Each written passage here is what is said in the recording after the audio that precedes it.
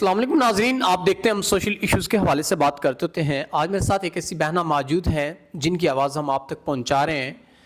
اپنی والدہ کے ہوتے ہوئے بھی یہ ایک گھر میں کام کرتی تھی، پھر والدہ کی وفات ہوئی، پھر بھی یہ وہیں کام کرتی رہی۔ مالک مکان کی کچھ غلط ارادے تھے ان پہ اور انہوں نے ان کے ساتھ غلط کرنا چاہا، لیکن میں اپنی اس بہن کو سلام پیش کرتا ہوں کہ انہوں نے اپنی عزت بچا کے وہ یہاں بھاگی اور اب یہ تحفظ چاہتی ہیں۔ اگر کوئی خدا کا بندہ ان کی عزت کو تحفظ دینا چاہتا ہے تو وہ ان سے نکاح کر سکتا ہے۔ باقی آئیے جانتے ہیں ان سے۔ السلام علیکم۔ وعلیکم السلام۔ اچھا بہن، آپ مجھے یہ بتائیں، ساری اپنے حال احوال بتائیں، کیا مسئلے مسائل ہیں جس کی وجہ سے آپ پریشان ہیں؟ اپنی ماں کے ہوتے ہوئے میں کسی کے گھر میں کام کرتی تھی، پھر میری ماں کی وفات ہو گئی، اس کے بعد میں بالکل اکیلی ہو گئی۔ میں پھر بھی ان کے گھر میں کام کرتی رہی۔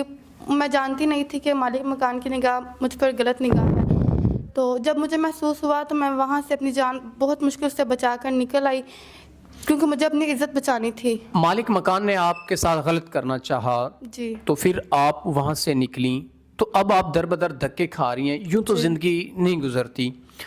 ظاہر سی بات ہے، عورت کو معاشرے میں رہنے کے لیے مرد کا سہارا ضروری ہے، تو اگر کوئی اچھا انسان جو آپ کی عزت کا خیال رکھے، آپ کو تحفظ دے، تو کیا آپ نکاح کر لیں گی؟ جی، اگر کوئی مجھے عزت دے، مجھے تحفظ دے، تو میں نکاح کے لیے تیار ہوں۔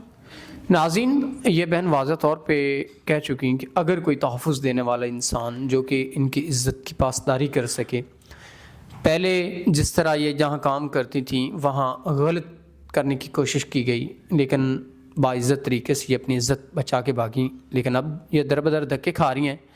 کسی کے ریفرنس سے یہ ہمارے پاس پہنچی اور ہم نے ان کی آواز آپ لوگوں تک پہنچائی، اور امید کرتے ہیں کہ ان کی عزت کا تحفظ جو ہے وہ آپ یقینی بنائیں گے۔ اسی کے ساتھ اپنے میزبان نواب احمد کو دیں اجازت۔ خدا حافظ۔